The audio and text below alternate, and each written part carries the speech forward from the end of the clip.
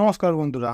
আজ আর কোনো রকম জ্ঞান ট্যান না দিয়ে সোজা চলে এসেছি ল্যাপটপের স্ক্রিনে। কারণ সময় আমাদের খুবই মূল্যবান জিনিস, তাই সময় নষ্ট না করে ল্যাপটপের স্ক্রিনে আমরা দেখে নেব টাটা কনসালটেন্সি সার্ভিস অর্থাৎ টিসিএসের কিছু ফান্ডামেন্টাল রেশিও, এবং এছাড়াও আমরা টিসিএসের ফেয়ার ভ্যালু কীরকম হতে পারে এটা বের করার চেষ্টা করব, এবং তারপর আমরা টিসিএসের প্রাইস প্রেডিকশন করার চেষ্টা করব। 2030 সালে টিসিএসের প্রাইস কত হতে পারে, 2035 এবং 2040 সালে টিসিএসের শেয়ারের দাম কত পর্যন্ত হতে পারে, এটা মোটামুটি আমরা একটা ধারণা করে বের করার চেষ্টা করব।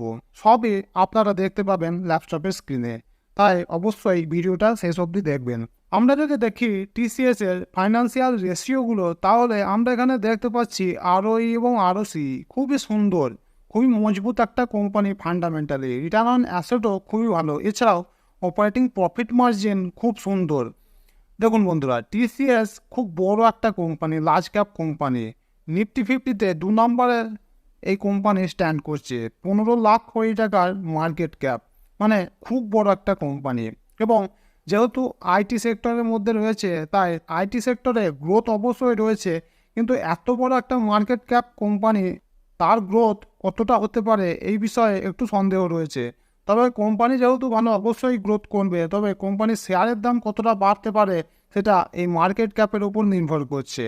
15 লাখ কোটি টাকার একটা কোম্পানি, যেটার শেয়ারের দাম ডবল হতে আবার 15 লাখ টাকা লাগবে, অর্থাৎ আজকে আমরা দেখতে পাচ্ছি শেয়ারের দাম 4,151 টাকা। এটা 8,300 টাকা হতে গেলে এই কোম্পানির মার্কেট ক্যাপিটালাইজেশন প্রায় 30 লাখ হতে হবে। এটাও একটা ভাবার বিষয়। যাই হোক, এসব বিষয়ে আর বেশি আলোচনা না করে আসুন এবার কোম্পানির ফেয়ার ভ্যালু কত হতে পারে এটা আমরা দেখে নিই। প্রথমে আমাদেরকে ডিসিএফ ক্যালকুলেটর ব্যবহার করতে হবে। গুগলে গিয়ে সার্চ করে আপনি ডিসিএফ ক্যালকুলেটর পেয়ে যাবেন। অবশ্যই ফিনোলজির যে ডিসিএফ ক্যালকুলেটর রয়েছে, আপনারা এখানে দেখতে পাচ্ছেন ফিনোলজির লোগো। এই ফিনোলজির ডিসিএফ ক্যালকুলেটরটা প্রথমে আপনারা বের করে নেবেন। আমার মতোই এরকম কাজগুলো করবেন, তাহলে খুবই সুবিধা হবে।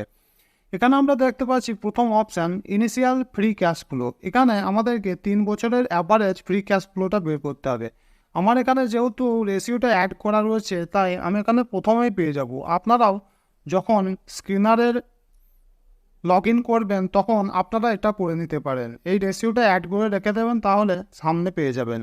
আমি এই রেশিওটাকে কপি করলাম।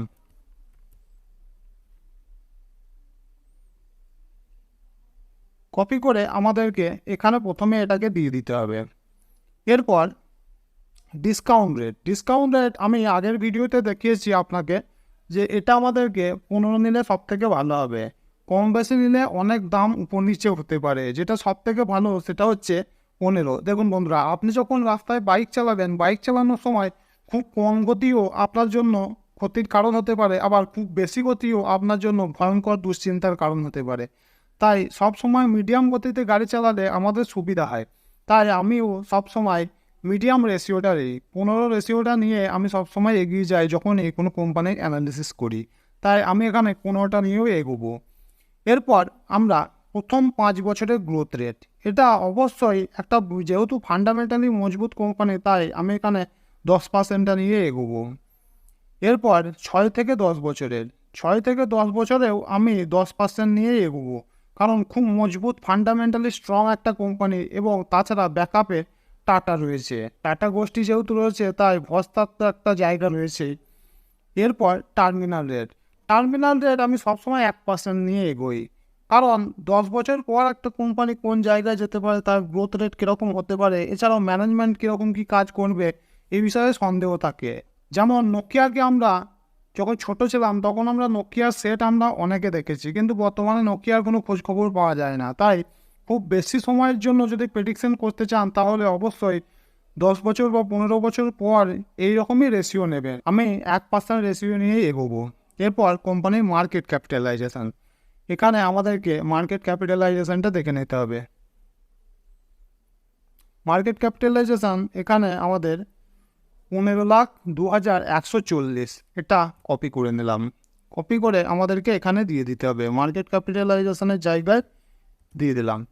এরপর কোম্পানির শেয়ার প্রাইস, শেয়ারের দামটা দেখি। শেয়ারের দাম 4,151 টাকা, এটাও আমরা ওখানে দিয়ে দেবো।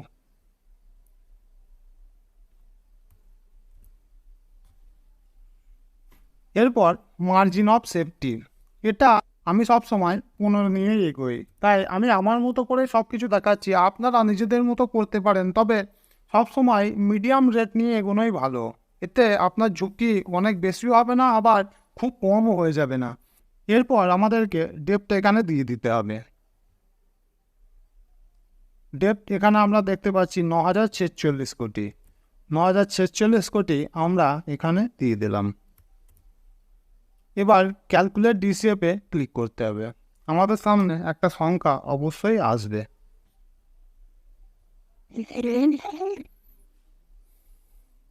আমরা এখানে দেখতে পাচ্ছি ডিসিএফ ভ্যালু পার শেয়ার 4,042 টাকা, এবং বর্তমানে আমরা দেখতে পেয়েছি শেয়ারের দাম 4,151 টাকা, যেটা আমরা এখানে দেখতে পাচ্ছি, বা এখানে আমরা দেখতে পাচ্ছি 4,151 টাকা।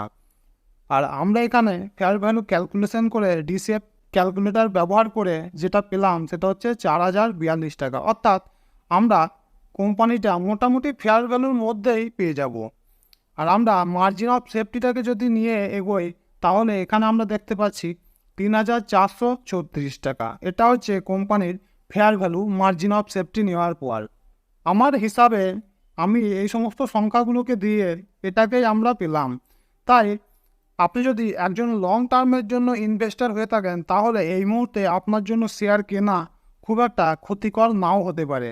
তাই বন্ধুরা, সব কিছুই আমার এখানে ব্যক্তিগত আইডিয়ার উপরে বা ব্যক্তিগত পর্যবেক্ষণের উপরে আমি এখানে করেছি। কখনোই আমার সিদ্ধান্তকে আপনি স্বাগত জানিয়ে নিজের সিদ্ধান্ত নিতে যাবেন না। আপনি নিজের মতো করে সব কিছু ব্যবহার করবেন রেশিওগুলোকে, তারপর আপনি এই কাজগুলো করে নিজের মতো একটা ফেয়ার ভ্যালু বের করার চেষ্টা করতে পারেন। তবে এখানে যদি একটুখানি এদিক ওদিক করে দিই, এই ডিসকাউন্ট রেট আমি যদি 15 জায়গায় 10 করে দিই, তাহলেই কিন্তু এই সংখ্যাটা অনেক পরিবর্তন হতে পারে। একবার দেখুন কতটা পরিবর্তন হতে পারে। দেখুন 10 দেওয়ার পর কতটা পরিবর্তন হয়ে গেল। এখানে আমরা শুধুমাত্র ডিসকাউন্ট রেটে 10 দিয়েছি।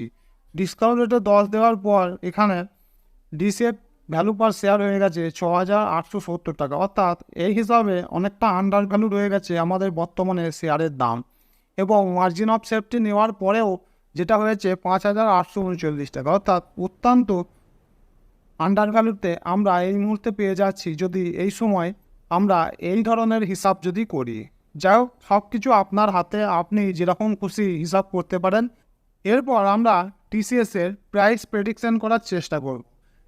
দেখুন বন্ধুরা, প্রাইস প্রেডিকশনে আমরা বর্তমানে কোম্পানির কিছু রেশিও নেব এবং তার উপরে ভিত্তি করে একটা প্রাইস প্রেডিকশন করার চেষ্টা করব।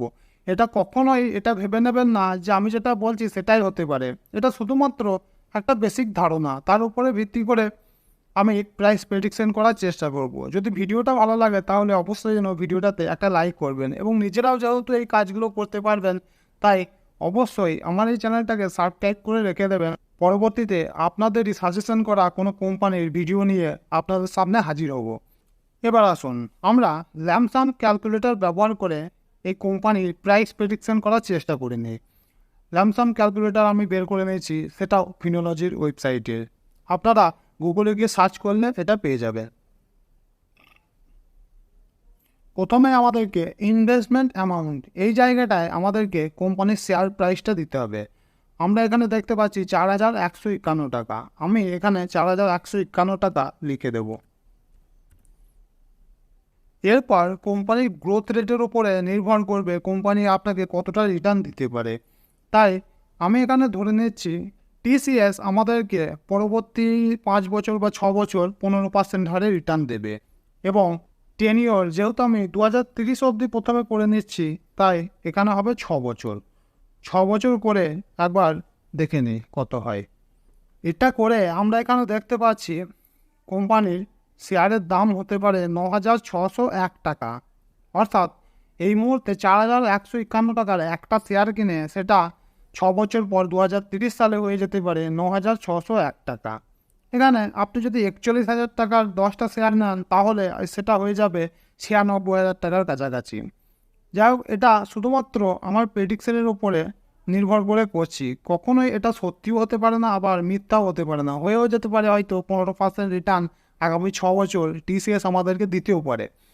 এবার আমরা যদি 2035 সাল ধরে এগোই, তাহলে এটা হয়ে যাবে 11 বছর। যেহেতু লং টার্মে অনেকটা 11 বছরের একটা লং ডিস্টেন্স, তাই আমি এখানে খুব বেশি রিস্ক নিতে যাব না। 12% হারে আমি এখানে নেব এবং 6 আর 5 11 বছর। 11 বছরে এবার একবার দেখে নিই কত হতে পারে। এখানে আমরা দেখতে পাচ্ছি 14,439 টাকা একটা শেয়ারের দাম হতে পারে, যেটা এই মুহূর্তে 1,151 টাকা। দেখুন বন্ধুরা, শেয়ারের যদি স্প্লিট হয় বা বোনাস শেয়ার হয়, তখন শেয়ারের দাম কিন্তু পরিবর্তন হতে পারে, তবে সেটা খুব একটা পার্থক্য করে না। আপনি যদি আজকে একটা শেয়ার 4,151 টাকায় কেনেন এবং পরবর্তীকালে যদি 2:1 ভাগ হয়ে যায়, তখন সেই শেয়ারটার দাম আপনি এখানে 14,000-এর জায়গায় হয়তো 7,000-এ দেখতে পাবেন এবং আপনার হয়তো একটা শেয়ার বেড়ে যেতে পারে। এরকম ঘটনা কিন্তু ঘটতে পারে। এবার আমরা 2040 সালে কত হতে পারে একবার দেখব। 2040 সাল মানে এখানে আরও 5 বছর যোগ হবে, অর্থাৎ 16 বছর, এবং এখানে এক্সপেক্টেড রিটার্ন অনেক লম্বা হয়ে যাচ্ছে, তাই আমি এখানে 10% নিয়ে নেবো। 10% নিয়ে একবার দেখে নিই কত হতে পারে। 10% নিয়ে আমরা এখানে দেখতে পাচ্ছি শেয়ারের দাম 19,073 টাকা হতে পারে। এটা শুধুমাত্র আমার কল্পনার উপরে ভিত্তি করে করেছি। যদি ভালো লাগে তাহলে আপনারা যেন অবশ্যই ভিডিওটাতে একটা লাইক করবেন, এবং যদি শেখার কিছু পেয়ে থাকেন এখানে থেকে, তাহলে অবশ্যই চ্যানেলটাকেও সাবস্ক্রাইব করে রেখে দেবেন, কারণ এই ধরনের ভিডিও আমি ভবিষ্যতে আরও আপনাদের জন্য নিয়ে আসবো। এবার আমরা যদি এখানে এক্সপেক্টেড রিটার্ন 10-এর জায়গায় যদি 11 করে দিই, তাহলে কিন্তু অনেকটা পরিবর্তন হতে পারে। একবার দেখে নিন কতটা পরিবর্তন হতে পারে।